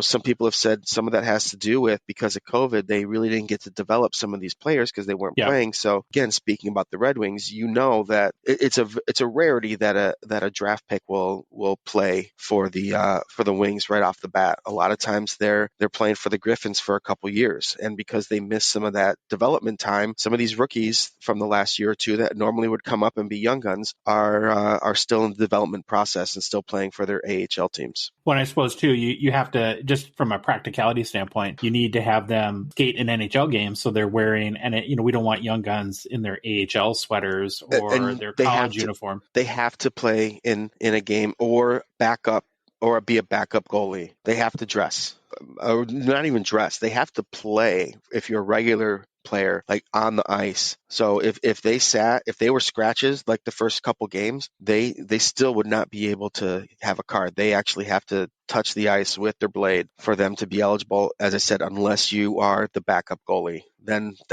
they're eligible for a card. I would think too, also from a practicality standpoint, even at the minimum criteria of playing a shift in a game, or they're, like you said, their blade touching the ice, having at least a handful of games to have a number of images to choose from is probably nice too, right? That's very helpful. But our coordinators are on the ball too, and they will know if there's going to be somebody new skating. Obviously, we won't necessarily know if there's like a third string goalie that comes from the stands that has to play a game. Then we kind of rely on Getty Images for that. But they'll keep in touch with our photo department, and we've got photographers throughout the NHL that if we know someone's skating, we can specifically say, hey, make sure you get some shots of this guy on the ice. Even if it's one shift, we should be able to come up with something. Or if the backup goalie is there, hey, this guy's backing up, get him during warm-ups or something that we could potentially make a card out of. Because as I said, it's, we're kind of limited right now with new guys skating. I really appreciate you running through how the selection process works, because now I think it kind of makes sense to me, right? And I think it works out too, it seems like, to have balanced sets, because like you said, there's now there's Series 1, Series 2, and Extended. You don't want to have everybody in Series 1 because there'll be no hype for Series 2. So if you have your holdover rookies in Series 1, and then maybe your draft picks that make the team out of camp and have early impact in Series 2, and then your late season people on the come up in Extended, to me, that I think that makes sense, and that kind of creates a balanced set of releases throughout the year. Well, keep in mind, this is just recent. This is just the last couple of years. COVID kind of switched things up on us, and the number of vendors out there and the popularity of cards and all that. Because before, it'd be like, we seriously, the 2 weeks before the 2 weeks, the first 2 weeks of the season used to be a mad show here, because we're sitting there trying to get pictures and images of all the players. Then they have to do the bios. You can do dart throws and try to hopefully guess ahead of time, but because of the way that these cards are cut, we can't have any holes in the checklist. They would work 24/7 for the first 2 weeks of the season here. I did not feel good for our pre-press team that day, because we can just say, okay, these are the players. Well, then they need to photo correct all these images, pick images, get them into the designs, get them onto the layouts and all that stuff. That's been taken away. And now that almost happens for Series 2, where we have to get all that stuff to Italy in time. So then they're kind of, those first 2 weeks, it's still those first 2 weeks. It's still not a fun time for pre-press, but instead of Series 1, it's now going into Series 2. Okay, I want to talk about print quality a little bit. I think it's pretty well known, and we hear all the time, and have gotten feedback on Series 1 last year didn't exactly have the greatest print quality. To me, what's interesting about that is that in the long run, from a collector perspective, when you look at things like, as you mentioned, how many cards are graded now, and you look at like gem rates, it could have a positive impact on like a Cole Caulfield young gun that right now has or Trevor Zegras, which is 27% gem rate. But I know that quality was a little bit of an issue. It seems to be, even starting with Series 2 last year, but definitely comparing Series 1 last year to this year, the quality from the 6 or 7 boxes we've opened seems to be a lot better. And is that just changing printing facilities, or is that something that you guys really kind of had to put extra focus into?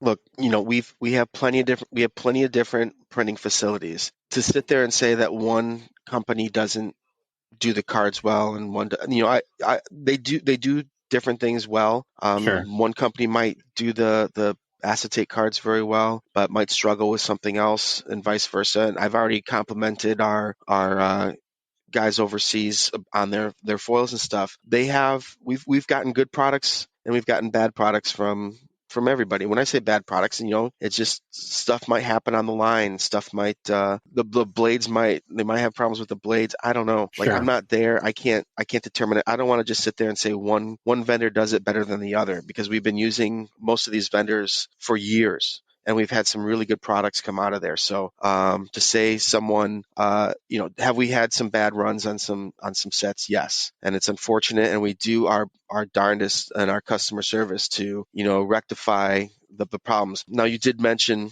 the different grades and stuff, and that's one thing that's some people have to understand. Not every card that comes out of a pack is going to be a Gem Mint 10, but the thing is, the way the industry is now, obviously the money, if you get a Gem Mint 10 on a graded card, the value of that card goes up substantially compared to just a regular card. So everyone was grading everything, and they wanted Gem Mint 10s on everything, and they expected Gem Mint 10s on everything. But unfortunately, through the process, cards can get damaged. Now, we hope that we don't put out cards that are erroneously damaged, where it's just like bent in half, or Sure. We did have some corners. I know the big thing one year was the rounded corners. What's funny about those, I'm doing quotation marks again, people can't see me. The thing about those rounded corners is that's just how they were cut. The vendor had some new cutting thing and didn't tell us, and thought it was fine to cut the cards that way. But if you tried to grade those cards, they will still grade a 10 the way they were cut. Yes, they are different than the cutting of the way the corners were cut was cut different than the traditional way of cutting cards. But I've seen many people send those cards into PSA and to Beckett and get 10s back. It had nothing to do. It didn't damage the cards. It was just something different. And sometimes people trust us. We were kind of surprised too, and we're like, can you please not do this? This is what the consumer's expecting. And if you do change your blades or the way you're cutting cards, please tell us ahead of time. We do our best to get everything. No, we can't. We'll do a case check before the cards go out. Like, we send someone to these facilities. They run the cards through. We open up a whole case. They make sure everything falls according to. We make sure that the cards look good. And, we do that a few times. Once we do that, then they kind of let the lines run. And sometimes you'll come into a situation where while the line's running, something happens. There's a jam or something where it does the same thing to every single card. And unfortunately, we're not there at every single case to look at every single card. That's pretty much impossible. So we do our best for quality control. We hope that these cards come out right. We send people to the vendor location to make sure these cards look good and to make sure that they're falling according to how they are. But it's not just 5 cases of cards that we're building. We're building, I won't go into numbers, but we're building a lot of cases. There's going to be some hiccups along the road. I think that was very well said. And in fairness and conversation too, I want to mention, I'm sure with the specific feedback that, well, not only did we experience, we heard about Series 1 last year, I'm sure that was produced in the throes of COVID, which made none of this, was a whole other dynamic that made this impossible too. And where I also really agree with you, Billy, on your comment about every card being a 10, there would be no secondary market if every card that came out of a pack was a 10. That's what creates scarcity around some of these. And that's where I talked about, I think in the long run, where Series 1 2021, we might see greater value for something like a Caulfield or Zegras rookie is because, maybe the gem rates were a little bit lower than expected in other sets, but that just makes those cards that much a PSA 10 or SGC 10, whatever grading company you go with, it makes them that much harder to attain. And therefore it drives up the value. So what I'm hearing is you guys at the Gong Show want us to damage cards, yes, specifically to help the market, so there's better rates on Gem Mint cards. Well, I got to be, your active listening skills are pretty good, but I do have to correct you in one area. We want you to damage other people's boxes. Okay, I have some other anything else, Troy, you wanted to bring up on Series 1 before we move on to a couple other things quickly before we let Billy go? No, I answered. We got a couple questions / comments from Discord users. You've answered the one from Louis about the quality control process. You just hit that, so I don't need to answer that. We have Louis called me ahead of time and gave me a warning, so I tried to put it in the answer. Well, now I'm mad at Louis for not letting us know about this connection. But no, and we have a Discord user 419 Sports Guy, and he had a comment around. He just said, kudos for continuing to make the inserts better each year. I'm a huge fan of 90s insert sets, and this year looks great so far. Nothing better than numbered inserts. Can't wait for Series 2 and beyond. So just wanted to pass you that feedback that we had from a user. He had a follow-up question around the parallels and designs. You've already answered it, but then he had another question about, I'm just going to read it straight up. Does Upper Deck plan to fix their release schedules into 2023, not having previous year's products overlap with new releases? And then let's just leave it there, because that's kind of a question a lot of people had, and I don't know if you can answer it specifically or give some idea, but we'll just leave that question right there for you to take. Maybe jump in and broaden it a little bit too, because it is obviously a question. And we talked to Tony about this too before, and he definitely told us that, listen, COVID was a problem for everybody in the world, and you guys weren't immune to that. But I guess, where are you at as far as getting caught up? Do you guys feel like you're making progress right now? We're definitely making progress. I think you're starting to see, we've got in 2 weeks, 2022 AEW is coming out, and it's actually not too long after we just put out Spectrum. And we want to get these products out. Like, people have been waiting. People have pre-ordered. That's the thing. It's like, oh, do you want to just get rid of these products?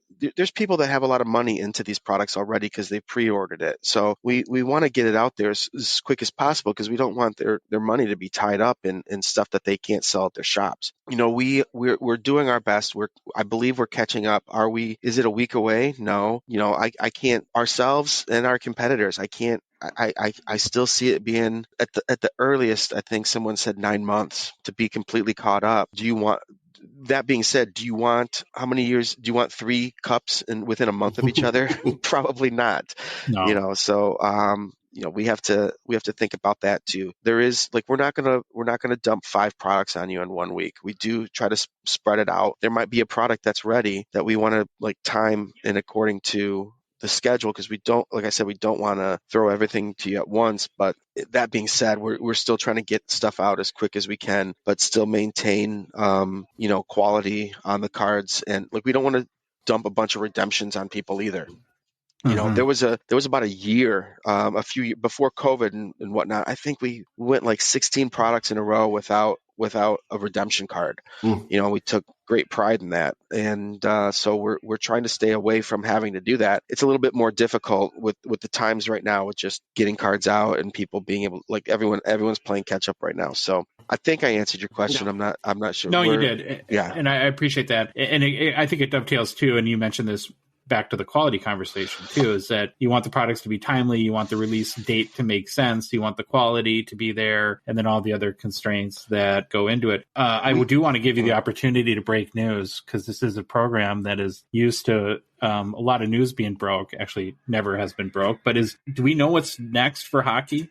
I know, it sounds crazy with Series 1 coming out a week ago, but is anything official out yet about what the next release will be? Well, if you're talking hockey, I don't have the official. I've given up on giving release dates, because I've been made a fool too many times. I get just as excited as you guys, because some of these are our babies. We put a lot of time and effort to it, and when I hear it might get released, I get excited. I believe we're real close on Metal Universe, and I believe we're real close on SP Game Used. I can't give you big ones. I can't give you exact dates, but I know those are real close. And like I mentioned earlier, AEW 2022 should be out November 30th. I know this it's a hockey show. Hey, there's some hockey players that are big, or there's some wrestling fans that are big hockey fans also. So, well, Troy, he just told me what did you say before that you? Right before, you just ordered 2 more boxes of Series 1, so score for Billy there, and then a box of wrestling cards too, right? Yeah, I bought some Revolution. I was going to buy a box of Select, but there's kind of hard to find at the place I looked at online. But there's another vendor I can get them from. But yeah, those are competitors that are probably all terrible. Yeah, so, enjoy all those watered down hits and whatnot. If you want something of value, feel free to buy some 2022 AEW or 2021 Spectrum that just came out. I do have AEW cards too. I bought some of those too. So I'm just joking. No, I collect UFC cards. Yeah. Guess what? We don't make UFC cards. How am I going to collect it? I get it. It's like that. People Sure. are fans of stuff. Before we got AEW, I'm an Alexa Bliss fan, and the four and Ronda Rousey and whatnot. So there's only one place to get them. Billy, so Tony, I believe, told us that you are also in charge of putting together Metal Universe. Is that correct? Yep.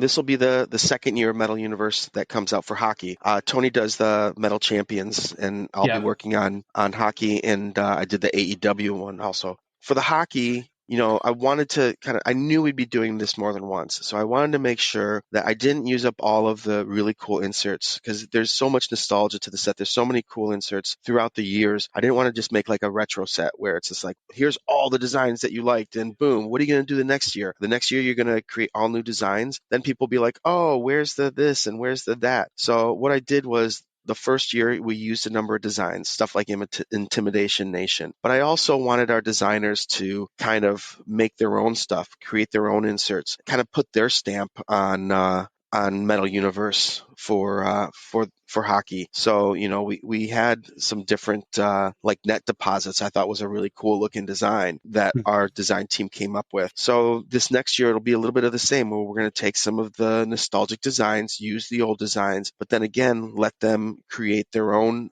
inserts. And one of those inserts, which is, we're always coming up with new ways to replace autographs and memorabilia, or, create really cool technology cards. And we have a new tech card. These cards are called Metallics. Now, I already know everyone and their mother are going to mispronounce it and call it Metal X, because it says Metal-X. That's kind of my fault of trying to be tricky with an insert name. I kind of overthought it, but just let it be known the cards are called Metallics. We wanted to kind of look like, I've got friends that collect like Star Wars autographs, and a lot of their prints they print on metallic paper, and it looks really cool and it kind of pops. So I kind of wanted to come up with an insert that almost looked like a metallic, print paper, not necessarily rainbow foil board, on metallic paper. So for about 2.5 years, we tried to come up with technology to make this happen, print on metallic paper, use acrylic or something like that. And it was becoming difficult. And then we found a vendor that made this like metallic looking laminate, or like a foil board metallic laminate that you can put on PETG. We went that route. And I'll tell you, I think I showed you an example at the Expo, but these cards came out amazing. It's got a PETG with Decofoil on the top with a laminate on the back, and these cards, you feel like you got something in your hand when you grab one of these cards. They're nice thick cards. They're one a case. I wanted to come up with some sort of case hit, but that wasn't just like a parallel card or like a zebra print or something like that. I wanted to come up with a case hit that you got a case hit. And so I'm really, when you get a jambalaya card, you got something cool. When you got a Platinum Portraits, you got something cool. I wanted to come up with something that when you got it in a box, you got something cool. And these metallic cards are definitely, hit the nail on the head with my expectations. And I think the consumers will like it. And because they're only one a case, there's 70 different athletes in the checklist. These cards are rare with the number, with how often they fall, and with how many subjects there are. I can't go into totals, but I can just tell you these cards are extremely rare. Should be really popular with the consumer. Yeah, when you showed Troy and I at the show, we were blown away. Thought it was really cool. Troy actually took me aside and asked me if we should rob you. And but my point to him was, well, Billy's going to be on the show next week, and I'm not sure it would be a little awkward in the interview if we tackled him and stole the car from him. But well, I think it was for 2 reasons or 3 reasons. I think because the 4 cards I showed you, 2 of them were Red Wings, one of them was McDavid, and the other one was a goalie, Vasilevsky, who's like the greatest goalies in the league. So that's probably why he wanted them all, was because he realized the value of the 2 Red Wings, and you had McDavid in there, and you had a really good goalie in there. So yeah, good thing Josh talked me out of it, because I was ready to take him. Troy was ready to pounce. So I have a couple of PMG questions. Are you as blown away as I guess anybody by the values of PMG cards right now? I'm appreciative of them because I think they're gorgeous cards, and and they value out well. Again, we're always looking for ways to create value with ink on paper, and I think they do that. They're gorgeous cards. If you get one in hand, you look at them and say, "Wow, that's a nice looking card." As for the value, there's always been value because of the Jordan PMGs. That they're going to be valuable because that Jordan card is always going to be valuable. I think what kind of surprised us in the last couple years is entertainment. Those Spider-Mans, one of the biggest Marvel characters. All of a sudden, those cards started going up in value, and we're like, wait a minute, this is a big deal, and you still got to make them rare enough that you don't just throw them. Like every single pack, you get a PMG, then they lose their value. We're doing our best to kind of come up with a system throughout all the products where it's going to be a specific color for a specific thing, and they're not all going to be PMGs. Some of the cards will look nice, but there are Spectrum Light FX. They still have the backgrounds and whatnot. We want to make sure the PMGs, we exclude the background. They look like the old school PMGs. We have a vendor that's making foils specifically for us for our PMGs, so they're bright, because we've created some PMGs in the past that just don't pop as much as they should, in our opinion. We want them in your face bright, so they're actually making PMG foils for us for these cards. We're very appreciative of the fact that people are loving a beautiful card and a beautiful card design. We don't want to overdo it. But that being said, we also, want to make sure that people get a chance to get some of these cards. Yeah, so it's kind of, as you're talking, that's what I was thinking about. And I don't know if you've ever heard sort of like the golden handcuffs principle, where, maybe you have an insert or something that doesn't work out in a year, and it's pretty easy to innovate from that, right? Because you don't feel like that there's a lot of value being lost. But is that kind of do you think that puts a constraint on your role as you're trying to reimagine new sets and make things different when you have something like PMG not upsetting the apple cart too much because you have this real solid consumer expectations already around the brand that has become PMG? Yeah, I mean, I'll give you an example that we just talked about is those metallics cards. Like immediately, we haven't even put these in a set yet, and immediately people are asking me, "Are these going to be autographed? Are there going to be gold? Are there going to be parallels?" It's like, whoa, settle down. Let's let these breathe for a second. You don't want to sit there and throw all the eggs in your basket all at once. Is there down the road, is there a possibility to create parallels for these? Sure, but let's see how these do first. Let's see if it's even necessary to do it. Like I said, these cards look amazing and they're very low in quantity. Like let's appreciate this first before we try to even change it before it's even come out into a product.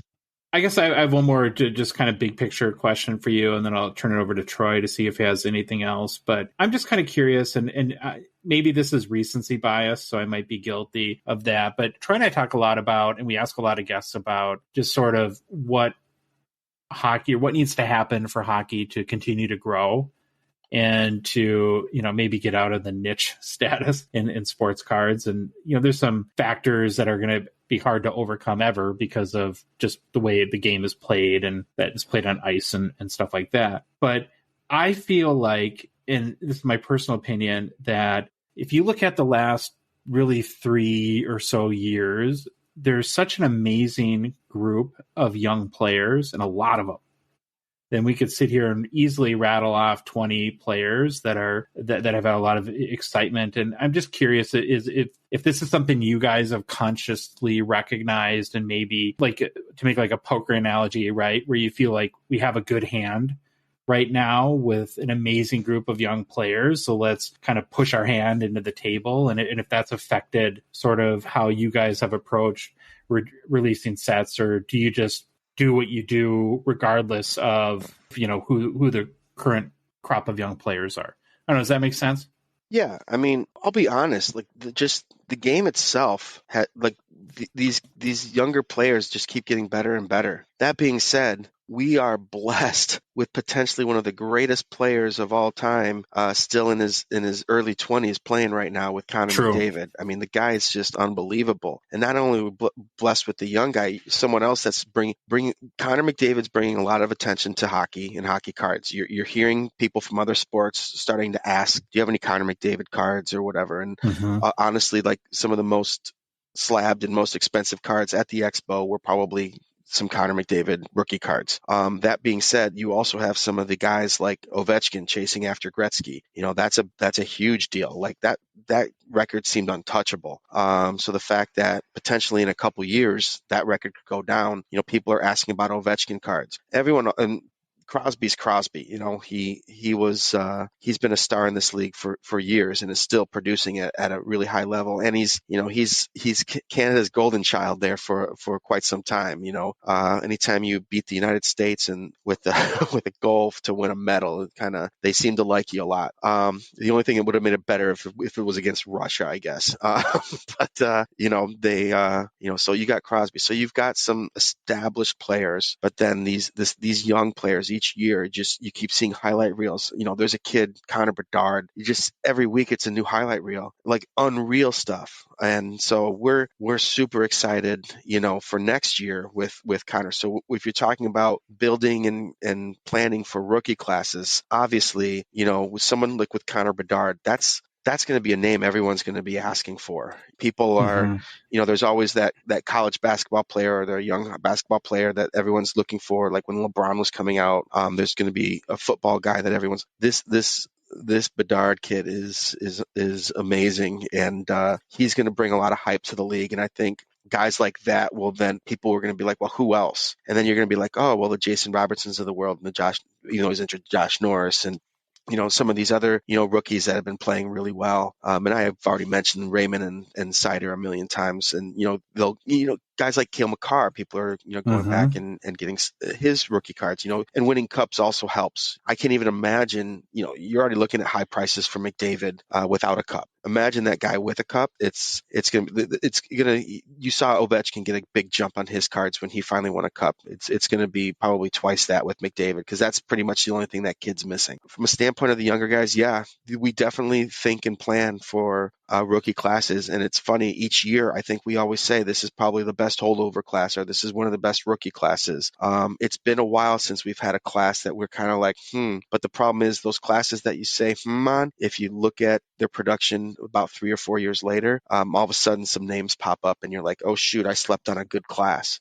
Totally get that. And just to follow up on what you're saying about McDavid, to me, just looking at the hockey card collecting universe and probably more from a values perspective, but one of the most important things that happened in the last year was, I think I remember the exact sale amount, but it was $228,000 for one of his Cup RPA out of 99s. And what that did, that sale kind of, if you looked at the all-time selling hockey cards to that point, it's Gretzky and Orr.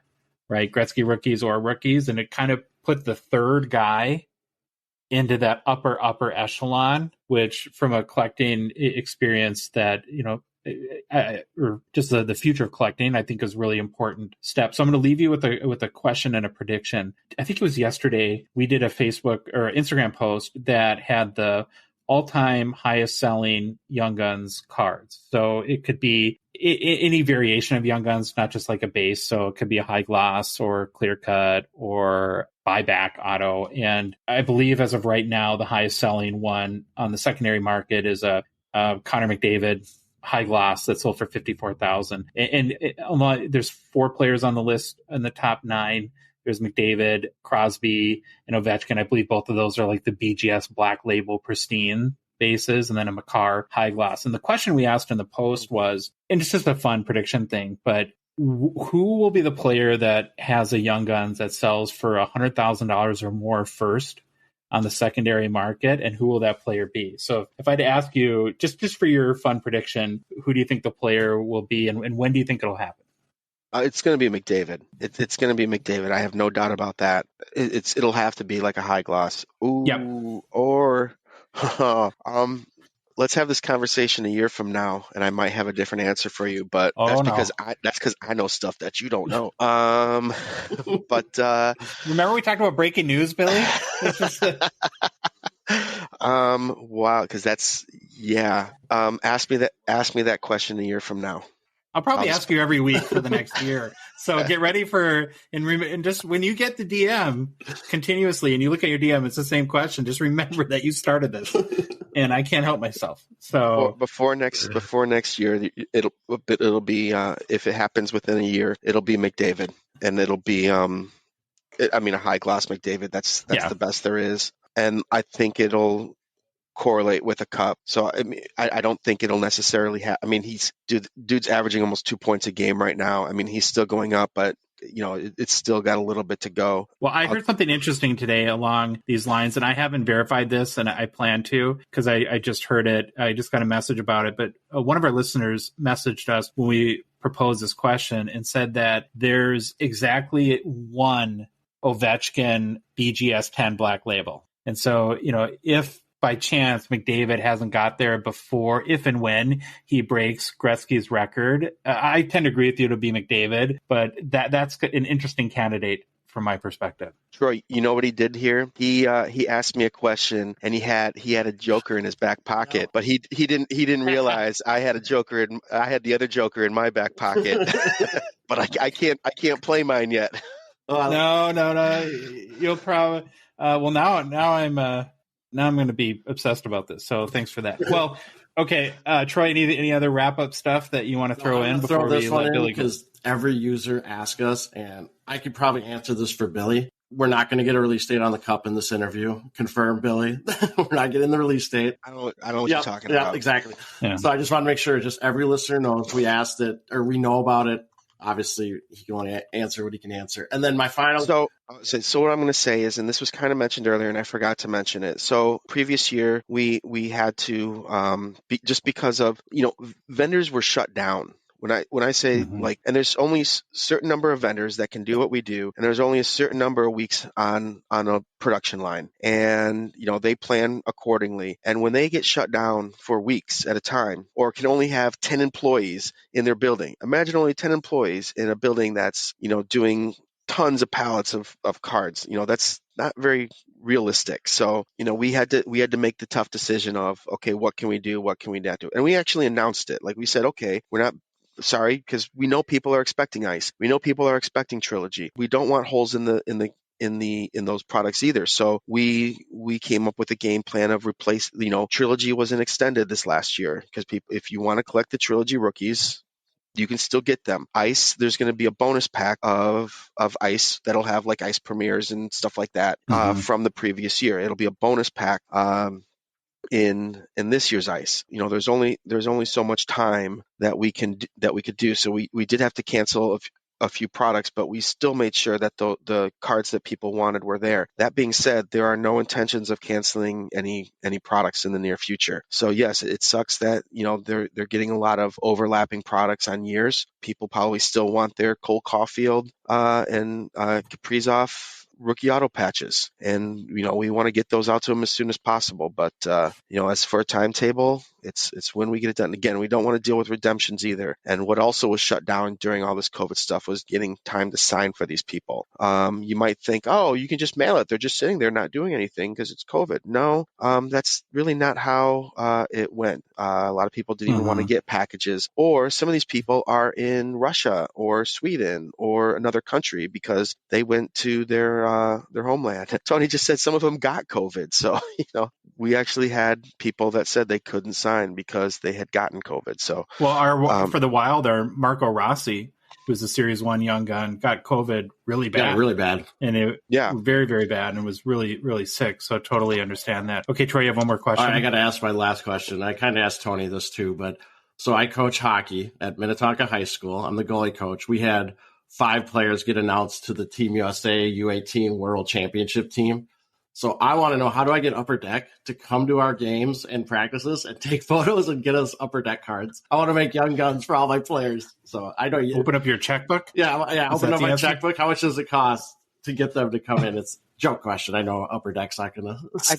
I don't necessarily know if this was a question, or more of you just bragging that 5 of your guys made the team and you're trying to say what a great coach you are. 5 girls. Or girls. I'm sorry. I apologize for girls. Hey, I should have known, but I coached girls soccer. So, okay. Nice. I. Back when I was in Michigan, I was a high school coach for girls soccer. We didn't have any all USA players, but yeah, I wish that could happen. I'm not necessarily sure. We do have U.S. hockey license now, so maybe we'll see some U18 cards of these players. Maybe it'll be in our Team Canada or a Team USA set or something that we were thinking about doing down the road, just like the Team Canada set. So that's your best option, is to, if they made the team, to hope down the road that we get them as a U18 team set. Yeah, I always plant that question just in case, like down the road sometime you're like, oh, what if we did this? And then you remember Troy asked about his Minnetonka high school team, and I could be the guinea pig. We can be the guinea pig, but no, it's that's like saying, Troy, my 7-year-old has a birthday party next week. Will Upper Deck come out and make entertainment cards for it? But well, you can bring very them to, diplomatic answer. Yeah, tell them to go to one of our events that we have, our P card station, and they can make their own card, and it'll say Young Guns on it. There you go, 101s. There you go. All right, Billy. Hey, man, this has been amazing. I really am grateful and appreciative for your time and a lot of fantastic information. And let's do this again soon, okay, man? No problem. Thanks, guys. All right, thanks. All right, we're back. What a great conversation, huh? Definitely. Fantastic conversation. Billy was very open, very honest. Felt like he gave us a lot of really good information and answered all the questions we asked. Obviously, I will say this. I think Upper Deck has been pretty good with us on interviews. Tony has been awesome. Billy was Tony's awesome. Yeah, we really appreciate them coming on and answering the questions and just giving us some insights and look into the process. I really appreciated that. I really think that they're smart and that openness is a good thing. Mm-hmm. Helping your customers understand to what degree you can, like how your business works, what to expect, to acknowledge when things don't go well, puts you in such a better position and helps you build trust, right? That's what, and I think that from what I believe, that they have a good amount of trust. So the interview that we recorded was 2.5 days ago now, or 2 days ago, or something like that. It's gnawing at me. What the heck do you think is this Connor McDavid secret surprise thing that he mentioned? I don't know. I hope it sounds like it's really cool. You could tell he just wanted to say it, but he just couldn't because it's so far out and who knows what will happen. And I will say this, if people are really paying attention, they'll notice at one point, Josh, you kind of mentioned there's 2 to 3 minutes left, but then we go like another 20 or so minutes. So we were lucky that Billy actually could stay on a little bit longer, and it allowed us to even get into a different topic, like bringing up Metal Universe and going in a little bit more into detail on that. I don't even know if that was on the plan, but it was, the whole Series 1 of next year where he was bringing that up. I think it was Series 1 next year, right? He said, yeah, there's something in the works, and couldn't break it on our show. We tried to get him to break something, but it couldn't happen. But no, it was fantastic. We thank him for bringing all that stuff up. Oh, we'll keep trying. We'll beat him down. We'll wear him out, if nothing less. What I thought was really helpful to me was his explanation of how they choose what Young Guns go in which series. Mm-hmm. Where I didn't feel like I had any grasp before of how those are selected. Actually, the way he described it made a lot of sense. So I think great information. Please let us know what you guys think. Message us on social media or comment on Discord if you're part of the Patreon family there. But thank you again to Billy. It was an amazing conversation. And like you said, Tony's awesome. Billy's been great. And it's awesome to have the building relationship we do with Upper Deck. So, okay, new product releases. So there isn't really anything official yet. But if you read between the lines or read the tea leaves for what Billy was talking about, he said that Metal Universe and SP Game Used are close. So I guess I'll take his word for that one of those two will likely be next. And we'll keep tabs on which, when we try to see some dates or checklist published for either of those products. Maybe there'll be a curveball too, I guess. Who knows? I did also, in our new product releases segment, want to make a note on Black Friday. So I have a question for you. Is that mainly a U.S. thing? It has to be, right? I would think so, because Canada's already had Thanksgiving. Yeah, they've already had their Thanksgiving, but maybe it's not. Yeah, it must be, because from my perspective, I think it was always because this is the time the retailers go into the black from being in the red, because now they're going to have all these sales, make a ton of money. I don't know if that's true. It could be me just making up things or an old wives' tale, but I see it seems like an American or U.S. thing. So any Canadians, let us know if it's a thing you can't. I did look up at a bunch of Canadian retailers and didn't see any reference to it. So I'm kind of assuming it's not, but any of our European friends or anybody across the world, let us know. Be kind of super curious to see if it's more of a U.S. thing or not. But in the U.S., it looks like Dave & Adams, Blowout, and Steel City, at least, they're doing deals. Dave & Adams is going to do a daily deal. Same thing with Blowout. If you want to look at the hockey deals on Steel City, they have a preview of their Black Friday sales already up. So it looks like you can get Hobby Box of 2021 Upper Deck Series 1 for about $80 now. There's a whole bunch of retail tins that are in the $14 to $19.99 US range. So that's pretty good, and a lot of other deals there as well. We did also create a new channel on the Gong Show Discord server, which you get access to, like I mentioned, when you support us via Patreon, where it's basically a deal tracker. So we'll be posting throughout the whole holiday season any of the deals that we see, and any of our friends and listeners and that are part of the Discord community are free to post there as well. And I just think it would be kind of cool to share information and get everyone access to the best deals. Well, I always want to find some Canadian site that doesn't realize the exchange rate difference and be able to use my powerful American dollar right now and get really good deals on Canadian product or on some Canadian retailer, but that hasn't happened yet. They're all too smart for that. I think they're probably more aware of the exchange than we are. Yeah.